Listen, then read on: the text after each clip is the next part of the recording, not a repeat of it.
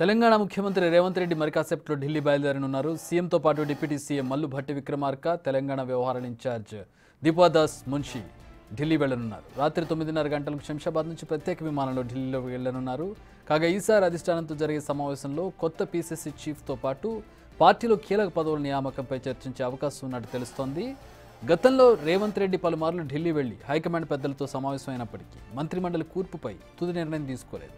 ఈసారి మాత్రం తప్పకుండా మంత్రివర్గ విస్తరణపై హైకమాండ్ తుది నిర్ణయం తీసుకోవచ్చనే చర్చ జరుగుతోంది. ఎవరిని మంత్రివర్గంలోకి తీసుకోవాలనే దానిపై ఇప్పటికీ నిర్ణయానికి వచ్చారని, హైకమాండ్ గ్రీన్ సిగ్నల్ ఇస్తే మరో వారం రోజుల్లో కొత్త మంత్రుల ప్రమాణం ఉండొచ్చనే ప్రచారం జోరుగా సాగుతోంది.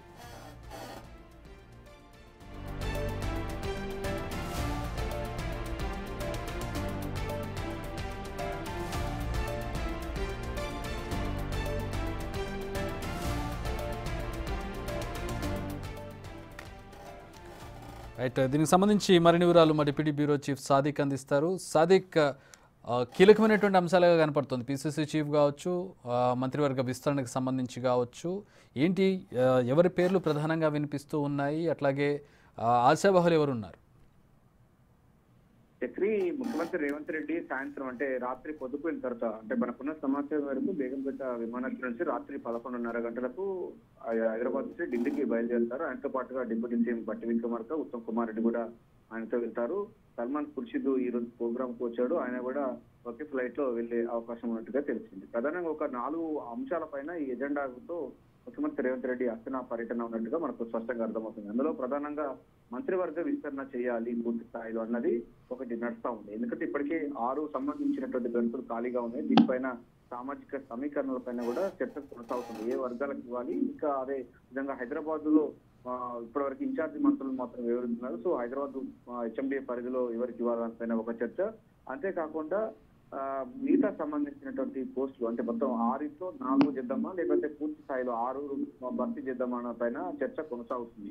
సో ఎట్లాగూ ఆపరేషన్ ఆకర్ష్ కొనసాగుతున్న నేపథ్యంలో ఇతర పార్టీ వాళ్ళు ఆకర్షించే విధంగా కొన్ని 2 పోస్టులు కూడా ఖాళీ ఉంచాలన్నది కూడా ఒక ప్రతిపాదన అయితే పార్టీ వర్గాల్లో చర్చ కొనసాగుతుంది. సో ప్రస్తుతం అయితే 4 మంత్రివర్గంలో తీసుకుని 4 మంత్రివర్గంలో తీసుకునే అవకాశం అయితే ఉన్నట్టుంది. సో దీనిపైన కూడా హైకమాండ్ యొక్క నిర్ణయం తీసుకోవాల్సిన అవసరం ఉన్న నేపథ్యంలో దీనిపైన చర్చ జరిగే అవకాశం అన్నది ఒకటి.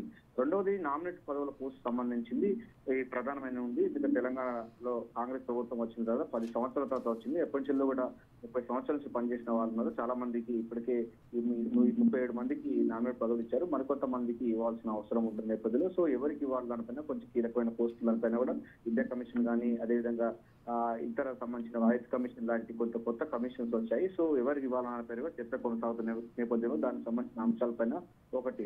ఇక రెండవది చూసినట్టయితే పిసిసి సంబంధించిన ఎంపిక అన్నది చాలా మట్టుకు పీఠమొడిగా ఉంది. చాలా చర్చలు కొనసాగుతా ఉన్నాయి. చాలా మంది కూడా సామాజిక వర్గ సమీకరణలు అదేవిధంగా దానిపైన ఎక్కువ ఉంది. ఎందుకంటే ముఖ్యమంత్రి అగ్రకులం ఉంది కనుక సో పిసిసి కూడా ఆ స్థాయి ఉండకూడదు, వేరే వాళ్ళకి ఇవ్వాలన్నది పార్టీ మొదటి నుంచి కూడా చెప్తా ఉంటారు. సో ఎవరికి ఇవ్వాలి ఎట్లా దానిపైన చర్చ కొనసాగుతుంది. లంబాడ సామాజిక వర్గం సంబంధించినటువంటి ఉన్నటువంటి నేత ఎంపీగా ఉన్న బలరాం నాయక్ పేరు పరిశీలిస్తున్నారు. మరోవైపు మహేష్ కుమార్ గౌడ్ పేరు కానీ, మధుయాష్కి పేరు కూడా ప్రధానంగా చర్చ కొనసాగుతుంది. సో మాదిగ సామాజిక వర్గం చెల్లు కూడా మనకు అడ్లూరి లక్ష్మణ్ ప్రస్తుతం అయితే విప్పుగా ఉన్నాడు. ఆయన పేరు కూడా ప్రస్తుతం అయితే కొనసాగుతుంది. ఇంతో పాటుగా మనకు సంపత్ కుమార్ సంబంధించిన పేర్లు ఇట్లా పేర్లు కొనసాగుతున్న నేపథ్యంలో ఎవరి పేరు ఉంటుందని పైన చర్చలు కొనసాగుతుంది. మంత్రులు ఎవరు ఎట్లాగో రారు. సో మిగతా సంబంధించిన వాళ్ళు, పార్టీ కోసం పనిచేసిన వాళ్ళు, సామాజిక సమీకరణలు ఉన్న నేపథ్యంలో దీనిపైన చర్చలు కొనసాగుతున్న నేపథ్యంలో దీనిపైన క్లారిటీ అన్నది రాలేదు. సో ఈ యొక్క అత్తన పర్యటన భాగంగా దీని మీద క్లారిటీ వచ్చే అవకాశం ఉంది. మనకున్న అంశాలు చూసినట్టయితే బలరాం నాయక్ పేరు ఒకటి బలంగా వినిపిస్తుంది, నంబడ సామాజిక వర్గం వచ్చి. రెండవది అడ్లూరి లక్ష్మణ్ కూడా విప్పుగా ఉన్నారు, ఆయన పేరు కూడా బలంగా వినిపిస్తుంది. సో ఇది ఈ 2 అంశాలతో ఉంది. దీంతో పాటుగా మనకు రాజీవ్ గాంధీ విగ్రహ ఆవిష్కరణ సంబంధించింది సెక్రటరియట్ ముందు ఉంది. ఇప్పటికీ అది ఇన్స్టాలేషన్ అయిపోయింది. దాని ప్రారంభోత్సవానికి సోనియా గాంధీని, అదేవిధంగా రాహుల్ గాంధీని, ప్రియాంక గాంధీని కూడా రావాలని కూడా విజ్ఞప్తి చేయబోతున్నారు ముఖ్యమంత్రి రేవంత్ రెడ్డి. దీంతో పాటుగా Right. Thanks for the update, Sadiq.